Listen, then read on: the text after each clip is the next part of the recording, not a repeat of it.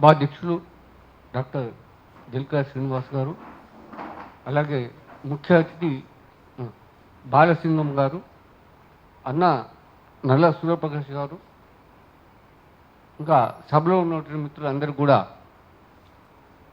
జై బహుజన.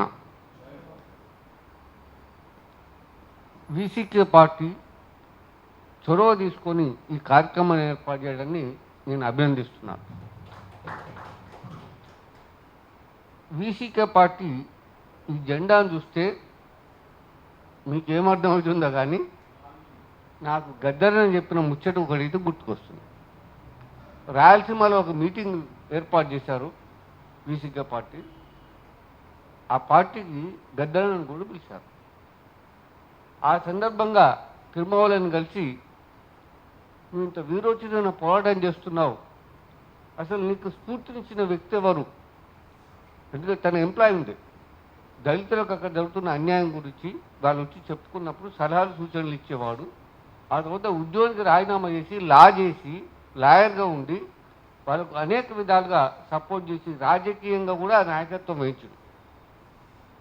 100 కార్ల కాన్వాయ్ తీసుకుపోయేటువంటి దమ్మున్నటువంటి భారతదేశంలో ఒక బహుజన నాయకుడు ఎవరంటే తిరుమావళవన్. నీకు ఎవరా నీకు ఇంత స్ఫూర్తించిన వ్యక్తి ఎవరంటే ఆయన చెప్పిండు, అన్న నాకు స్ఫూర్తించింది గద్దరన్న అని చెప్పి. తను విద్యార్థిగా ఉన్నప్పుడు రాడికల్ స్టూడెంట్స్ యూనియన్కి సానుభూతిపరుడుగా ఉండి ఆ ఉద్యమంలో పనిచేసిన వ్యక్తి. ఆయనకు ఒక ఆలోచన వచ్చింది, ఈ దేశంలో పీపుల్స్ వార్ పార్టీ కానీ ఏ కమ్యూనిస్ట్ పార్టీ చెప్పినా కూడా వర్గపోరు నుంచి చెప్తాయి, కానీ ఈ దేశంలో కులం కూడా ఉన్నది, కులమే ప్రధానం అని చెప్పి ఈ వర్గానికి కులాన్ని జోడించి వీసీకే పార్టీ జెండా తయారు చేసిందని నేను భావిస్తున్నాను. అయితే 79లో పీపుల్స్ వార్ పార్టీ విద్యార్థుల గ్రామాలకు తరలినందుకు పిలిపించింది. చాలామంది విద్యార్థులకు శిక్షణ ఇచ్చి వాళ్ళందరినీ గ్రామాలకు పంపిస్తే వాళ్ళు మళ్ళీ వాపసు వచ్చి రిపోర్టు నివేదికలో ఏమి సమర్పించారంటే, ఏ ఊరికి పోయినా మీరు వర్గపోరు అన్నారు, ఏ ఊరు పోయినా మాకు వర్గం కనిపించలే. ఏం కనిపించింది? ఏ ఊరు పోయినా మాకు కులమే కనిపించింది అని ఒక సామాజిక వాస్తవాన్ని, ఒక భౌతికమైన వాస్తవాన్ని ఆ రోజు 79లోనే రాడికల్ స్టూడెంట్స్ యూనియన్ వాళ్ళు చెప్పినారు.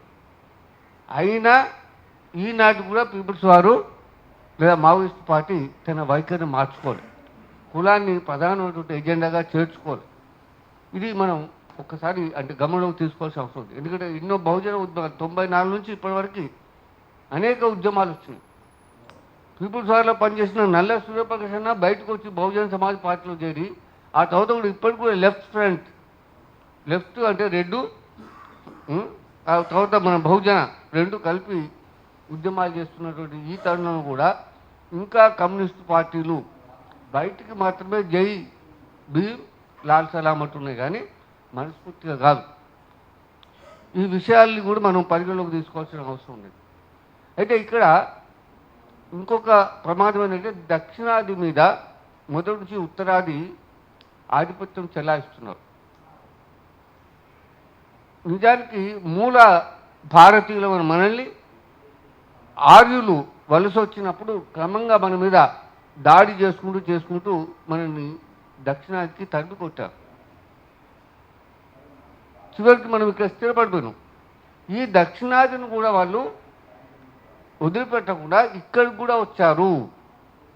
కర్ణాటకలో మొత్తం శైవం, తెలంగాణ కూడా శైవమే. శైవము వైదికము రెండు మతాలు, హిందూ మతం లేదు. శైవం మీద దాడి చేస్తూ వస్తున్న క్రమంలో కర్ణాటకలో ఈనాటికి అక్కడ యుద్ధం జరిగింది. హరిహర అనే క్షేత్రం. హరి అంటే విష్ణు, హరుడు అంటే శంకరుడు. సో అక్కడ జరిగి ఆడ కాంప్రమైజ్ అయినాక ఆ ప్లేస్కి హరిహర అని పేరు పెట్టారు. ఇక్కడ నుంచి ఇక్కడ శ్రీలంక వరకు కూడా పోయింది. ఎవరు? ఆర్యులు పోయి అంటే ఒక రకంగా మన మీద ఎకనామికల్గా పొలిటికల్గానే పెట్టడం చేస్తూ కాకుండా కల్చరల్ ఇన్వేషన్ అనేది జరుగుతున్నది. ఇప్పటికి మనం అందరం కూడా మన ఊర్లలో కూడా జై శ్రీరామ్ అంటారు. జై శ్రీరామ్ ఎక్కడికి? మరి వాళ్ళు నమ్మే దేవుడు జై శ్రీకృష్ణ అనొచ్చు కదా.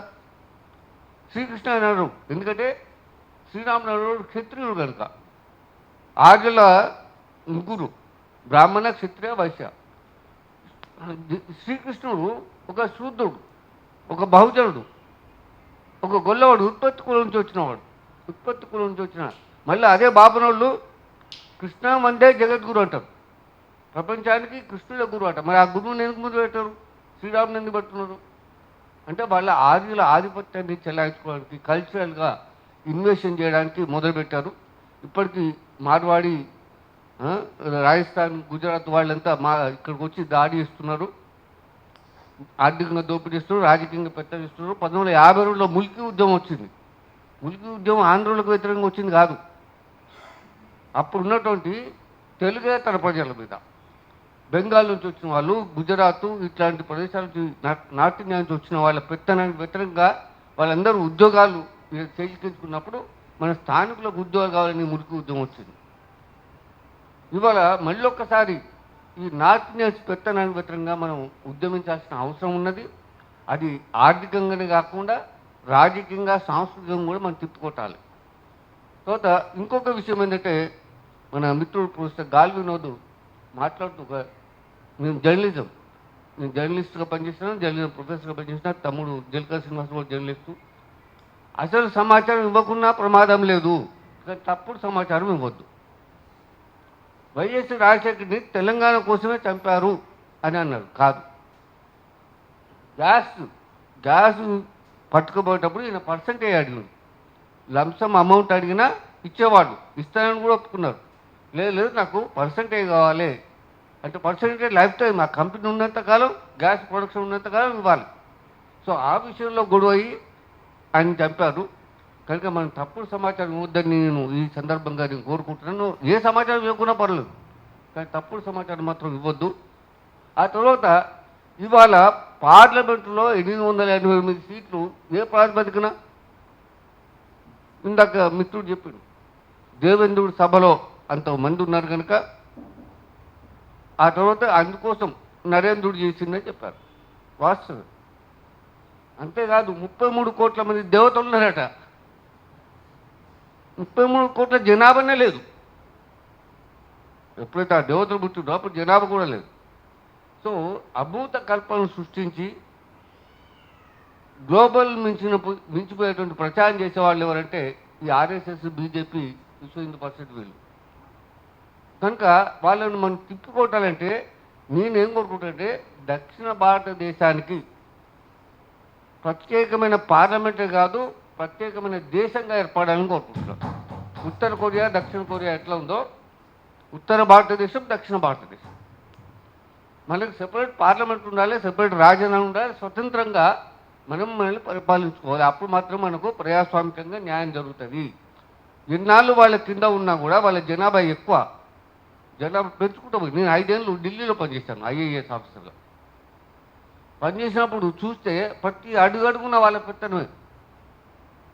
నాకు ఒక సందర్భం, కాశ్మీర్ పండిట్ నా దగ్గర అటెండర్, నేను ఆల్ ఇండియా రేడియోలో ఇన్సైటర్గా పనిచేసినాను, ప్లానింగ్ కమిషన్ ఆఫ్ ఇండియాలో ఇన్ఫర్మేషన్ డైరెక్టర్గా పనిచేసిన. వాడు వచ్చేసి, సాబ్ आप मुझे पंडित जी बोलना,